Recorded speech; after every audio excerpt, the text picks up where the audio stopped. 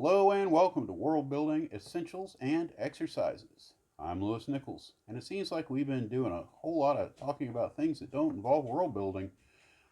All the wrong videos lately. I know you enjoy them sometimes, and I enjoy making them, but the goal of this station is world building.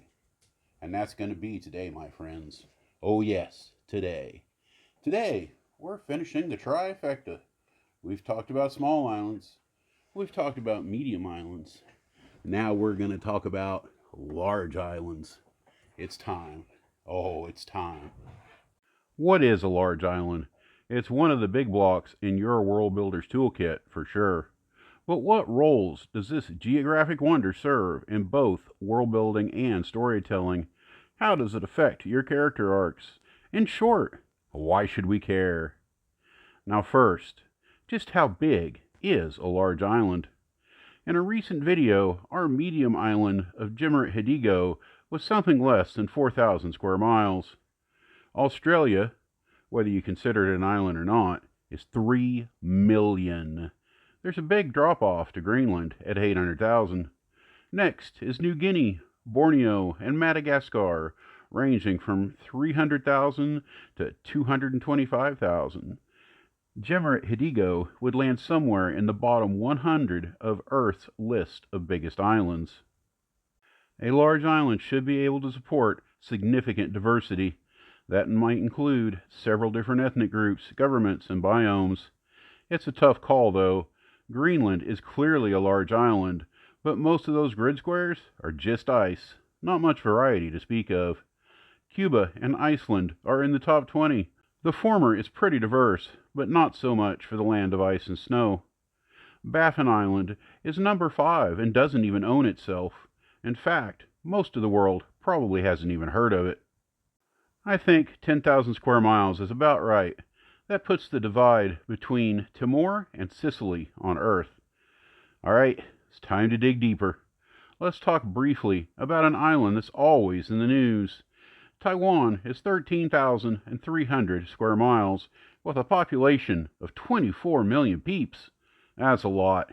In fantasy, it's downright unreasonable, unless you're running magic so advanced it's science fiction.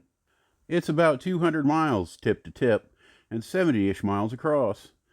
Despite the high population, the island is mostly lightly inhabited mountains. Almost everyone lives on the west coast. And props where they are due. I'll have to say, those mountains are super complex. Not a bad idea at all to nab that map and use it for one of your own ranges. Until Disney Galactic finds a way to buy us out, Earth is copyright free. Mammals and birds are the big winners on Taiwan, with bears, monkeys, deer, wildcats, and over 600 species of birds. It's tropical, and life loves the tropics. What would running a campaign on a Taiwan clone be like? Work out those calf muscles. It's gonna be a lot of mountain adventures. You could normally do about 200 miles in just a week or so, but traveling in those mountains, it's gonna be more like 10 miles a day, even for travelers with the right experience. I think I would definitely play up the stark divide between the coastal urban and the mountain wilderness. Coastal travel by boat would be a major component, including trips to nearby smaller islands, maybe even the mainland. We all know that at some point, D&D campaigns start to include world travel and extraplanar excursions. But the amount of riches that you could cook into 13,000 square miles might as well be infinite. Is anyone listening from Taiwan? Hit me with a festive emoji in the comments, or tell me about your best adventure on the island. You know, though, we could go bigger. What about Te Iki Amaui, or North Island of New Zealand? This baby weighs in at 43,000 square miles for 14th place worldwide.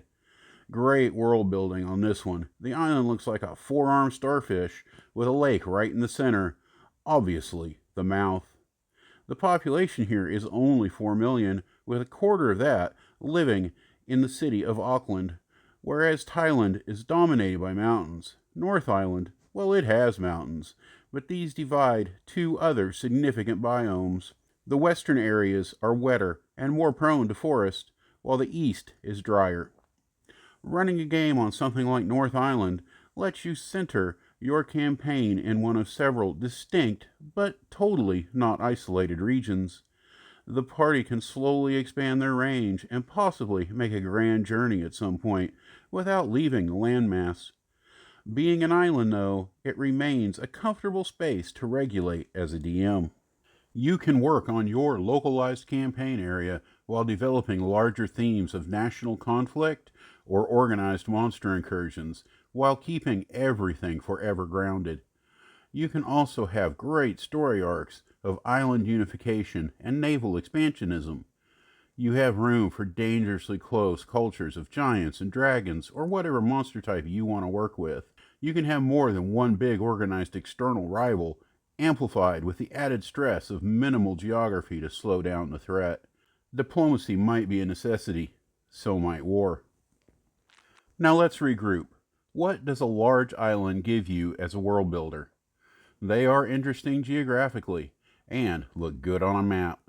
You can use them as anchors to a greater archipelago or place them just beyond the shores of a vast continent. They are still prone to seagoing adventures, but if the party wants to avoid that, there are lots of mission options. Politically, you can paint them with any palette you choose. Is it a single state or a patchwork of governments and factions? A large island is the middle ground of restricting the playing field but still operating on a grand scale.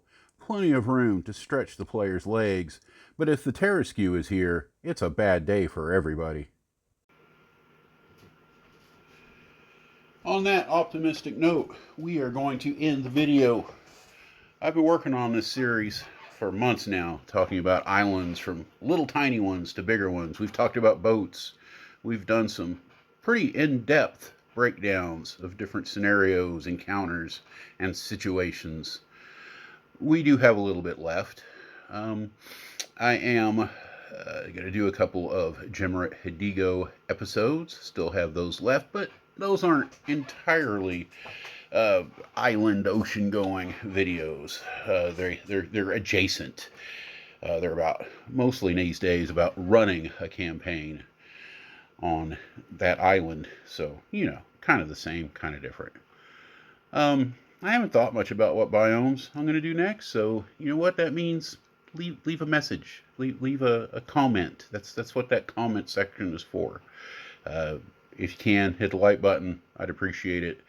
But comments are really what drives this station. It doesn't take much of a suggestion. It doesn't take 100 people. It might just take one, and you'll get a video. Now, the whole point of this channel is world building, so try to keep it in that realm, but we'll see how it goes. Now, really, that's only true to a point, right? The main point of this channel is you guys. I want to thank you all for tuning in, spending a little time with me today. You are all important to this world, and I'm glad that you're in it. I hope you all have a wonderful rest of the day. Cheers.